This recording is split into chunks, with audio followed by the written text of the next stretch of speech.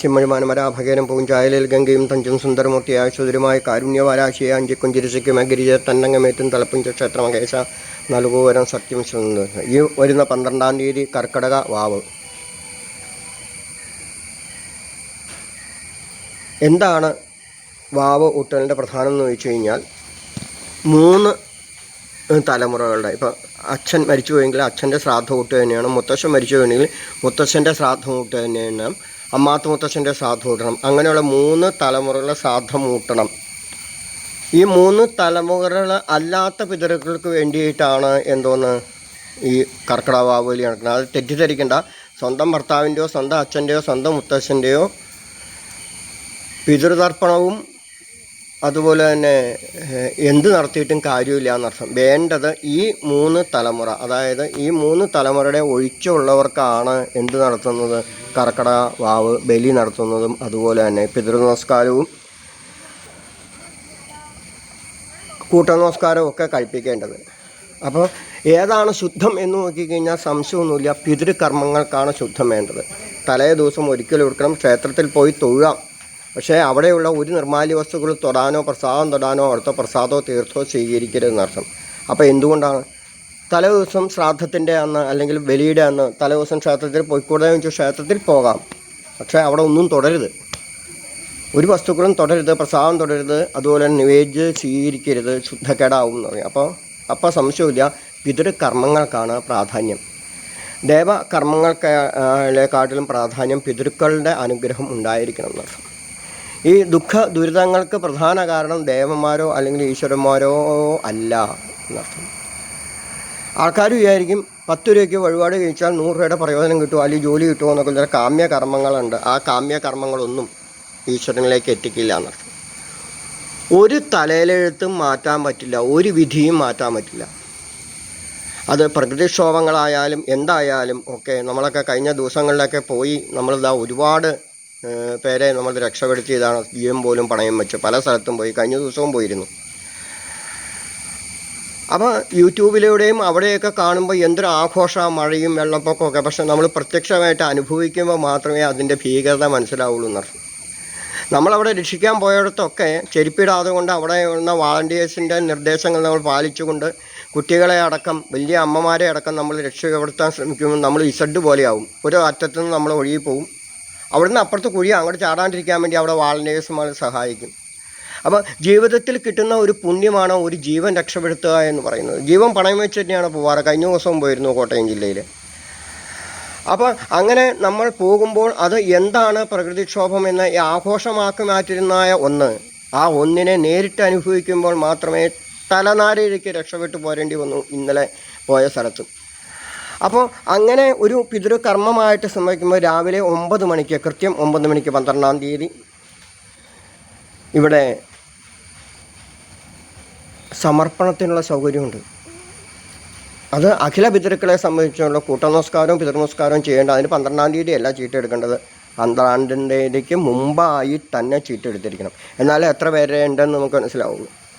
അതിൽ പങ്കെടുക്കാൻ സാധിക്കണം. പങ്കെടുക്കാൻ സാധിക്കുക എന്ന് പറഞ്ഞാലോ, പങ്കെടുക്കണമെങ്കിൽ പങ്ക് കൊടുക്കണം. അവിടെ കുറച്ച് പൂവും ഇലയും ഒക്കെ കൊണ്ടുവന്നതാ കുറച്ച് നാമം ജപിച്ചുകൊണ്ട് അതാവുമ്പോൾ ദേവകർമ്മവും പിതൃകർമ്മവും തൃപ്തിയാവും. അല്ലാതെ കഴിച്ചേക്കില്ലേ എന്ന് പറഞ്ഞിട്ട് രസീത് ചെയ്തിട്ട് പോയിട്ടൊരു കാര്യമില്ല എന്നർത്ഥം. അത് അവിടെ 9 മണിക്ക് സംബന്ധിച്ച് വന്നു കഴിഞ്ഞാൽ 9 മണിക്ക് സംബന്ധിച്ചാൽ പൂജയിൽ പങ്കെടുക്കാം. അത് ദേവൻ്റെ അനുഗ്രഹം. അതിനുശേഷം പിതൃകർമ്മത്തിൽ കയ്യിൽ ഒഴിച്ചിരുന്ന വെള്ളം അവിടെ നമ്മൾ സമർപ്പിക്കുന്നതായ പിതൃവിൻ്റെ എള്ള് കൂട്ടി സമർപ്പിക്കുന്നതായ, അതായത് ഉണക്കച്ചോറിലേക്ക് നമ്മൾ നിങ്ങളെ കൊണ്ട് തന്നെ തർപ്പിക്കുമ്പോൾ, നമ്മളും തർപ്പിക്കുമ്പോൾ അതെന്തായും പിതൃകർമ്മം. അതാണ് പിതൃക്കൾക്ക് എത്ര വെള്ളമായാലും മതിയാവില്ല എന്നർത്ഥം. ബാക്കിയൊന്നുമല്ല. നമ്മൾ പിതൃജ്ഞസപ്യാമി പിതൃഗണജ്ഞസപ്യാമി എന്ന് സന്ധ്യാവനത്തിൽ തർപ്പിക്കേണ്ട. ആ തർപ്പിക്കുന്ന സമയത്ത് എല്ലാ പിതൃക്കളും അവിടെ വന്ന് നിൽക്കുന്നു. അപ്പോൾ സന്ധ്യാവനം മുടങ്ങിയാലോ പിതൃക്കളുടെ ശാപം ഉണ്ടാവും എന്നർത്ഥം. അപ്പോൾ ദേവശാപമൊക്കെ വളരെ സമാധാനമുള്ള. ഒരു ഗണപതിയോഗം കഴിച്ചു, ഒരു മൃത്യുഞ്ജയം കഴിച്ചു, ഒരു ഭഗേസേവ കഴിച്ചു, അല്ലെങ്കിൽ ഒരു സുദർശനോകം കഴിച്ചു, അല്ലെങ്കിൽ ഇല്ലത്തെ തേവാരം ഭംഗിയായിട്ട് കഴിച്ചു.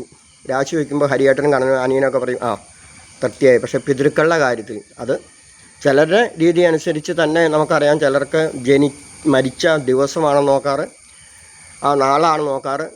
ഞങ്ങളൊക്കെ പക്കാണ് നോക്കാറ്. പക്ക അനുസരിച്ച് തന്നെ വോട്ട് തന്നെയാണ് ചെയ്യണം എന്നർത്ഥം. അപ്പോൾ അത് വൂട്ടേണ്ടത് എങ്ങനെയാണ് എന്ന് ചോദിച്ചു കഴിഞ്ഞാൽ, ജീവിച്ചിരിക്കുമ്പോൾ ആവശ്യത്തിനുള്ള ആഹാരവും വസ്ത്രവും മരുന്നും കൊടുത്തിട്ടുണ്ടെങ്കിൽ മാത്രം ഒരു രക്ഷയില്ല. കഴിഞ്ഞ ദിവസം യൂട്യൂബ് ചാനലിൽ ഒരു വീഡിയോ കൊണ്ടു. വളരെ പരിതാപകരമാണ്. ഒരച്ഛൻ 5-6 പെൺകുട്ടികളുണ്ട്. പാശിൻ്റെ അങ്ങേയറ്റം. ആ അച്ഛൻ മരിച്ച് 1 മാസം മുമ്പ് അവരെ അനാഥാലയത്തിൽ നിന്ന് അവരെ ഫോൺ വിളിച്ചു. അവർ പൈസ അടച്ചു കൊടുത്തു, വീഡിയോ കോൾ ചെയ്തു. അവസാനം ആ ഒരു ദഹിക്കുന്ന ആ ദഹന പ്രക്രിയയ്ക്ക് പോലും അവിടെ പെൺമക്കളടക്കം വീഡിയോ കോൾ ചെയ്ത് കൃത്രിമമായിട്ടൊരു കരച്ചിൽ സൃഷ്ടിച്ചു. അപ്പോൾ അനാഥാലയത്തിൽ നിന്ന് വിളിച്ചിരുന്നു. അവിടെ 1 മാസം മുമ്പ് ഇവരെ വിളിച്ചിരുന്നു. ഇവരാരും തിരിഞ്ഞു നോക്കിയില്ല എന്നർത്ഥം. അപ്പോൾ നമ്മൾ ഓർക്കുക നമ്മളെങ്ങനെ നമ്മളായെന്ന്. പിതൃക്കളുടെ അച്ഛനമ്മമാരുടെ മുത്തശ്ശന്മാരുടെ അനുഗ്രഹം കൊണ്ട് നമ്മൾ ജീവിച്ചിരിക്കുന്നതിന് യാതൊരു കാരണവശാലും അമിതമായി ഭാര്യയെയോ കുട്ടികളെയോ കുടുംബത്തെയോ സ്നേഹിക്കരുത്. ഏത് പുരാണങ്ങളും പറയുന്നതാണ്. ആരോഗ്യം നഷ്ടപ്പെട്ടാൽ ഭാര്യയ്ക്ക് വേണ്ട, സ്വത്ത് നഷ്ടപ്പെട്ടാൽ കുട്ടികൾക്ക് വേണ്ട. അപ്പോൾ ഒന്ന് ഓർമ്മിപ്പിക്കുകയാണ്, യാതൊരു കാരണവശാലും അവനവന് ആഹാരത്തിനുള്ളതും വസ്ത്രത്തിനുള്ളതും മരുന്നിനുള്ളതും അവനവനുള്ള ഒരു ഷെൽട്ടറും, ഒരു മുറി മതി, ഒരു ഷെൽട്ടറെങ്കിലും ബാക്കി വെക്കാതെ മുന്നോട്ട് പോയാൽ അനുഭവിക്കേണ്ടി വരും. പട്ടിണി കടന്ന് ചാവേണ്ടി വരും, അല്ലെങ്കിൽ നരകിച്ച് ചാവേണ്ടി വരും. 3 മാസം മുമ്പ് വടക്കൻ ജില്ലയിൽ ഒരു അസ്ഥികൂടം മാത്രം കിട്ടി. ഒരു ഒറ്റപ്പെട്ടതായ ഒരു മുത്തശ്ശൻ അവിടെ കടന്നിരുന്നു. അവസാനം ആരോ ചെന്ന്, ഒരു ഇലക്ട്രിസിറ്റി ബോർഡിൽ നിന്ന് ഒരാൾ ചെന്ന് അവിടുത്തെ എന്തോ ബില്ല് കൊടുക്കാൻ വേണ്ടി നോക്കിയപ്പോൾ ബില്ല് മുടങ്ങിക്കിടക്കുക. പിഴ അടയ്ക്കാൻ വേണ്ടി അദ്ദേഹം ചെന്ന് നോക്കിയപ്പോൾ കണ്ടത് അസ്ഥികൂടം മാത്രമാണ്. ബാക്കി മുഴുവൻ തികച്ചിരുന്നു. അപ്പം അങ്ങനെ തിരിഞ്ഞു നോക്കാത്തതായ അദ്ദേഹമൊക്കെ എന്തോരം പൈസ, എന്തോരം കുട്ടികളെയും അവരുടെ മക്കളെയും മരുമക്കളെയും ഒക്കെ സഹായിച്ചിരുന്നു. ആ ഒരു മുത്തശ്ശൻ്റെ അസ്ഥികൂടം ഇപ്പോഴും യൂട്യൂബുകളിൽ വൈറലായിക്കൊണ്ടിരിക്കുകയാണ്.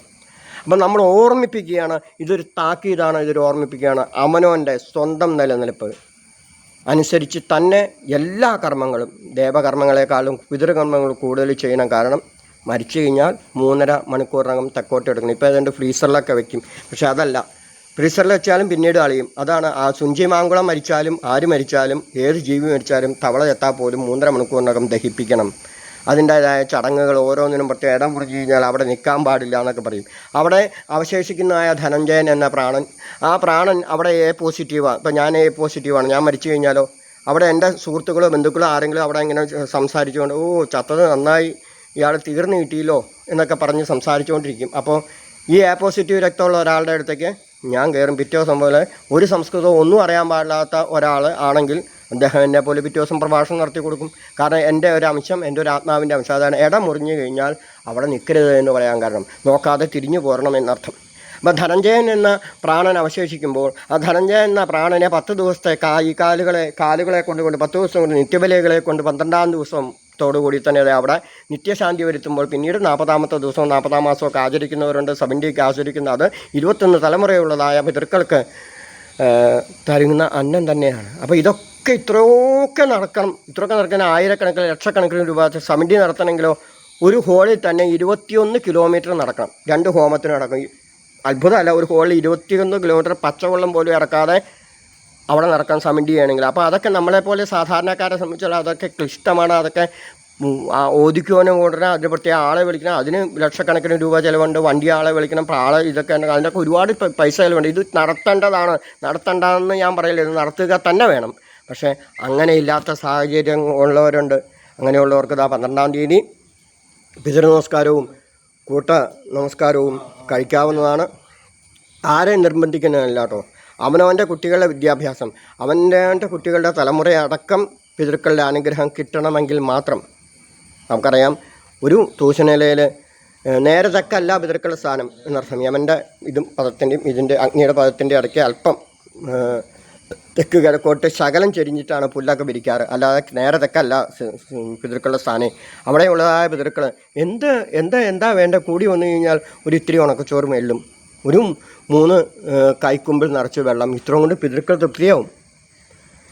അപ്പം അതുപോലും ചെയ്യാനുള്ള മനസ്സ് ഞാനടക്കവരൊക്കെ ഇല്ലെങ്കിൽ വളരെ കഷ്ടമാണ് എന്ന് ഓർമ്മിക്കുക. ആരെയും നിർബന്ധിക്കുന്നില്ല കേട്ടോ.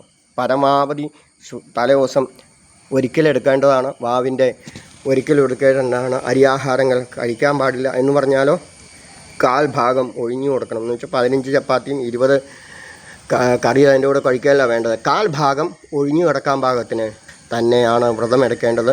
അപ്പോൾ എന്തു ചെയ്യും, ഈ 1 മാസം നമ്മൾക്ക് കിട്ടിയതായ ശരീരത്തിന് കിട്ടിയതായ എല്ലാം വാരി വലിച്ച് തിന്ന ഞാനടക്കമുള്ളതാണ്. ഈ മിഷൻസ് മുഴുവനും എത്ര ദിവസം വർക്ക് ചെയ്തു? 30 ദിവസം വർക്ക് ചെയ്തു. ഇപ്പോൾ ഒരു ബൾബിന് ഒരു ആയുസുണ്ട് 230 വോൾട്ട്, 85 ദിവസം ആയുസ്. 85 ദിവസം അടുപ്പിച്ച് പ്രവർത്തിക്കുക. അതില്ല, 83ാമത്തെ ദിവസം അത് പീസാവും. പീസായില്ലെങ്കിൽ എന്തെങ്കിലും അത്ഭുതം ആ ഡേറ്റിലുണ്ടെന്ന് അർത്ഥം. അതുപോലെയാണ് ശരീരത്തിൻ്റെ ഉള്ളിലെ അവയവങ്ങൾ മുഴുവനും. ഇവയ്ക്കും ആസലും ഒരു ദിവസം റെസ്റ്റ് വേണ്ടേ? ഒന്ന് ആലോചിച്ച് നോക്കൂ. നമ്മൾ റെസ്റ്റ് കൊടുക്കണ്ടോ? നമ്മുടെ ഭാര്യയ്ക്ക്, നമ്മുടെ അമ്മയ്ക്ക്, നമ്മുടെ മുത്തശ്ശനുമൊക്കെ നമ്മൾ റെസ്റ്റ് കൊടുക്കണ്ടോ? ഇല്ല. അപ്പോൾ ഉള്ളിലെ നമ്മുടെ അവയവങ്ങൾക്ക് റെസ്റ്റ് വേണം. ആ റെസ്റ്റ് കിട്ടുമ്പോൾ എന്ത് സംഭവിക്കുന്നു അറിയാമോ? ഉള്ളിലുള്ളതായ കറകൾ മുഴുവനും പോയി ഉള്ളിലടഞ്ഞുകൂടിയിരുന്നായ വിഷാംശങ്ങൾ, എണ്ണ വറുത്തതിൻ്റെയൊക്കെ അംശങ്ങൾ വ്രതം കൊണ്ട് പോയി ശുദ്ധമാവും. അതുകൊണ്ടാണ് കർക്കിടക വാവ് ഒരിക്കലേക്ക് എല്ലാ ജാതി മതവർഗ രാഷ്ട്രീയനെ എല്ലാവരെയും നിർബന്ധിക്കുന്നില്ല. അവനവന് വേണമെങ്കിൽ വ്രതമെടുത്ത് ഈ നമസ്കാരം അതുപോലുള്ളതായ നമസ്കാര ചടങ്ങുകളിൽ പങ്കെടുക്കാവുന്നതാണ്.